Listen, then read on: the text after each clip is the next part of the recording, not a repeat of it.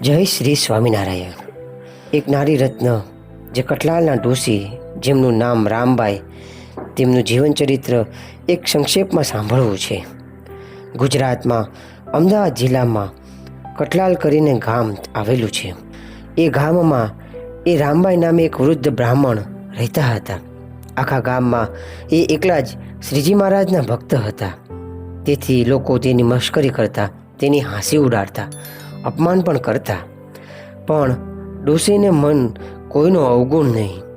લોકો નિંદા કરે તો ડોશી કહે, હું ઢીલી પોચી છું, તેથી લોકો આમ કરીને મને ભગવાનમાં પાકો નિશ્ચય કરાવે છે.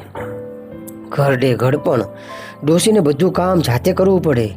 કૂએ પાણી ભરવા પોતે જાતે જાય. એકવાર મહારાજ ગુજરાતમાં ફરતા હતા. ફરતા ફરતા કઠલાલની ભાગોળે થઈને નીકળ્યા.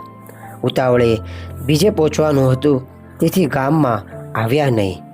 ભાગોળના કૂએ સ્ત્રીઓ પાણી ભરતી હતી, તેમણે જોયું. થોડી વાર પછી રામબાઈ ડોશી કૂએ પાણી ભરવા આવ્યા. પાણી ભરીને એણે માટલું માથે મેલ્યું. ત્યાં એક બાઈએ કહ્યું, તમારા સ્વામિનારાયણ હમણાં અહીં આવીને ગયા. આ સાંભળ્યું કે ડોશીએ માથા પર પાણી ભરેલા માટલા સાથે દોડવા માંડ્યા અને ગળું ફાળીને બૂમો પાડવા માંડ્યા, મહારાજ ઊભા રહો, ઊભા રહો. મહારાજ ઘોડે સવાર હતા અને સાથે ઘણા હરિભક્તો હતા. તેમણે આ બૂમ સાંભળી તરત જ એમણે ઘોડો ઊભો રાખ્યો.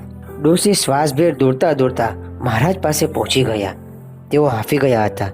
તે ડોશી એટલા બધા હાંફી ગયા હતા કે એમનાથી તેણે ઊભા પણ રહેવાનું નહીં, અને માથે પાણીના માટલા સાથે ડોશી બેસી ગયા.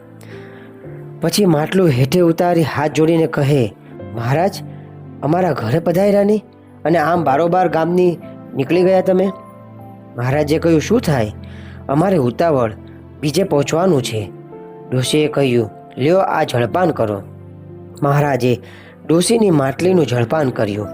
કઠલાલની તે ડોશી કહે, હવે આ માટલીના જળમાં તમારો ચરણ બોળો, એટલે આ જળ પ્રસાદીનું થાય.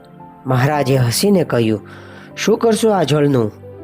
ડોશી કહે, ગામના કૂવામાં નાખીશ, એટલે આખું ગામ આ પ્રસાદીનું જળ પીશે. પછી હું આ ગામમાં એકલી સત્સંગી નહીં રહું અને બધા સત્સંગી થશે. અને પછી જ્યારે તમે આ ગામની ભાગોળે નીકળશો ને, ત્યારે તમારે આ ગામમાં જરૂર આવવું જ પડશે. તમે આ ગામની બારોબર નહીં જઈ શકો. ડોશીને શ્રદ્ધા જોઈ ત્યાં ઊભેલા હરિભક્તો બધાય દંગ થઈ ગયા અને મહારાજ પ્રસન્ન થયા. ભગવાનને ભજે એ ભગવાનનો ભક્ત. મહારાજે ડોશીને આશીર્વાદ દીધા, માં તમારો સત્સંગ ફળ્યો. અને ડોશીમાનો સત્સંગ ફળ્યો તે એવો ફળ્યો કે મહારાજ પોતે વચનામૃતમાં એમને યાદ કરીને કહ્યું છે કે ભગવાનનો ભક્ત હોય તે આ કઠલાલની ડોશી જેવો હોય. ભગવાન શરીરની રક્ષા કરે તેનો એને હરખ નહીં, અને રક્ષા ન કરે તેનો એને શોક નહીં. તેનો દેહ ટાંટિયા ઘસીને પડે, અરે એને વાઘ ખાઈ જાય, સાપ કરડે, શસ્ત્ર વાગે, પાણીમાં ડૂબી જાય, એમ ગમે તેવી રીતે દેહ પડે તો પણ એ તો એવું જ સમજે કે હું ભગવાનના ધામને જ પામવાનો. આવી મસ્તીથી જે ભગવાનને ભજે એ ભગવાનનો ભક્ત. બીજો એક પ્રસંગે મહારાજે વચનામૃતમાં કહ્યું છે કે ભગવાનનો ભક્ત હોય ને તેને કાંઈ કાર્ય સંજોગે શૂળીએ ચડવાનું આવે અને અમે તે વખતે તેની પાસે ઊભા હોઈએ તોય એ ભક્તના હૃદયમાં એવો ઘાટ ન થાય કે આ ભગવાન મને શૂળીના કષ્ટમાંથી બચાવે તો સારું. એ તો જે કષ્ટ પડે તે ભોગવી લેશે.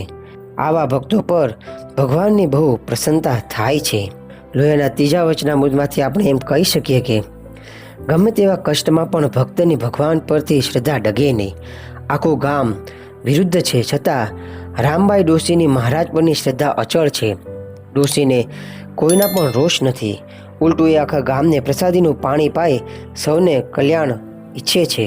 આવો આપણને વિશ્વાસ મહારાજ પર હોવો જોઈએ. અને આપણા સંઘમાં પણ જો કોઈ પણ આવે તેને પણ સત્સંગી કરવા એવી આપણી દ્રઢ નિષ્ઠા હોવી જોઈએ. જય શ્રી સ્વામિનારાયણ.